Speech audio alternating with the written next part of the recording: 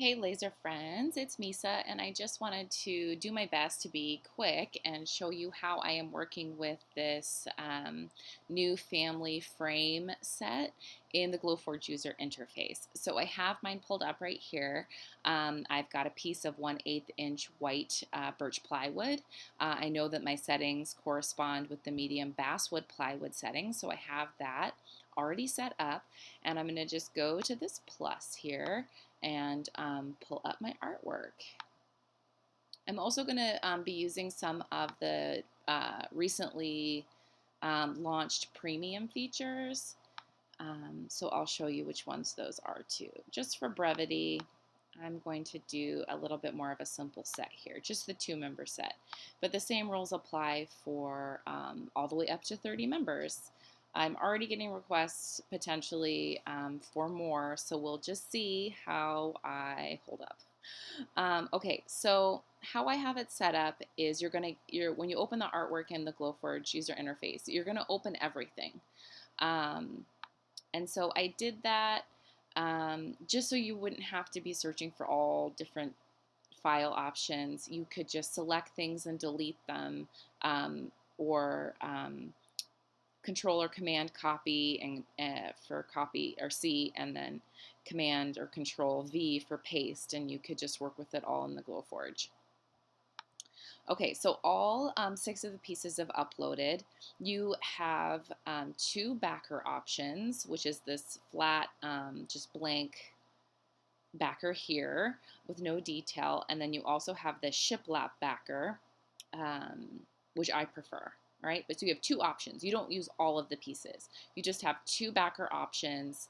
The middle little sandwich of the dingle ball option of however many people you're going to be using, and then you have 2 frame options, 1, 2.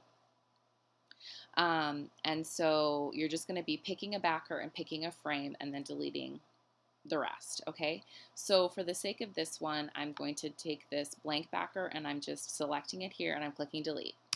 Okay.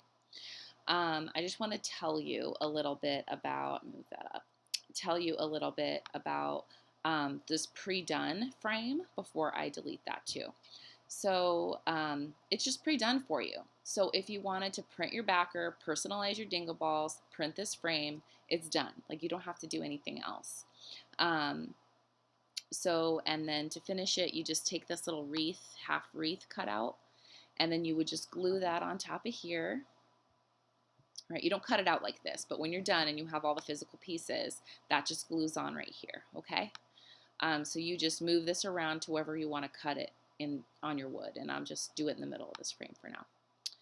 All right, and so we have this set to cut, these outer pieces right here I have set to cut, but what it does is it just takes these little score lines and it also sets them to cut. So I just like those better for score, and I just do high quality. So these little speckles over here I set to high quality score, and that just moves these little lines right here to score instead of cut. So that way you don't end up with so many pieces and you have that nice like finished frame look. Okay, so if you wanted to use this pre-done one, go for it. For this demonstration I'm not going to, so delete. Okay, now did you know you could hold down shift and use your arrows and things move over faster? I recently just found that out. So without the shift, it just moves over little by little and then slow, and it takes forever. But if you hold down the shift key at the same time, it goes faster. Okay, so this one, where it would have said my family or our family, you could just make that say whatever you want. So here, insert text, and of course this is a premium feature. So you'll have this until they don't have the kind of free trial anymore, and then it will be a subscription-based thing. And then you would just do this in like Inkscape or Illustrator or Silhouette if you weren't going to be using the premium service in Glowforge. All right, so I really like the Vidalka text here. I use that for my ornaments and all kinds of stuff. And I'm just going to write like the Smiths. All right, there's no apostrophe. The apostrophe S is possessive. All right, the Smiths aren't owning anything in this, right? We're just saying that these are the Smiths collectively. And so that's just THS, no apostrophe. Okay, I see that question a lot in the forums. All right, so the Smiths would go here. Now, let's also do Christmas, oops, 2020. All right, I'm going to zoom in a little bit here. Lift it up, and I'm going to move that down, and try my best to center them out of the window. Click out, and I'm going to drag. You can't really see it. It doesn't really show up, but it's there to select both. And then I'm going to resize. I already know that my aspect ratio right here is locked, so that I know that I can just go ahead and resize and it's not going to distort. All right, and then I'm going to move that here. Okay, that looks middle-ish enough for me. And if I want to just make sure that when I glue this piece on, it won't overlap. See, look, it's going to overlap. So I've just realized that that's too big. Okay, shift and clicking again to do both of them. Aspect ratio is locked. Okay, a little smaller. And I'm just going to take my shift and arrow keys to move them up like that. Grabbing this again. Gosh, I wish that was easier to kind of see. All right, so now I know when I glue this on, it's going to look great. Okay. All right, and that already just popped in as engrave. Right, we can just see that's engrave. This little wreath piece sets to cut.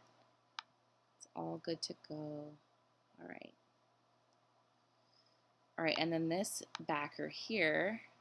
So I've set all of these to 5.25 inches, which means you can get a layer down here and a layer up here in the Glowforge bed. So you could cut 2 of these at this size, 2 full sets of these at this size on 1 piece of wood. So what? This wood was like $6, so including shipping, so that means that you're using $3 worth of material for these guys. And if you're going to be selling them for 35 bucks, that's a pretty good profit margin. Okay, so the next thing we have to do is just go ahead and personalize these little dingle balls, and just same process. Text window, right? So let's do Mia, enter, drag it over. Of course, it's way too big, so we're just going to resize it, and then I'm going to shift and use my arrows.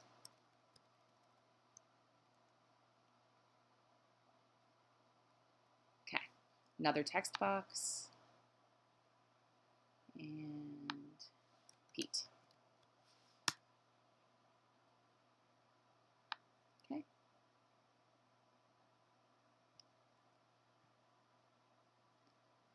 Right, centered, good. Okay, so again, me and Pete are going to engrave. Christmas 2020 is going to engrave. The Smiths are going to engrave.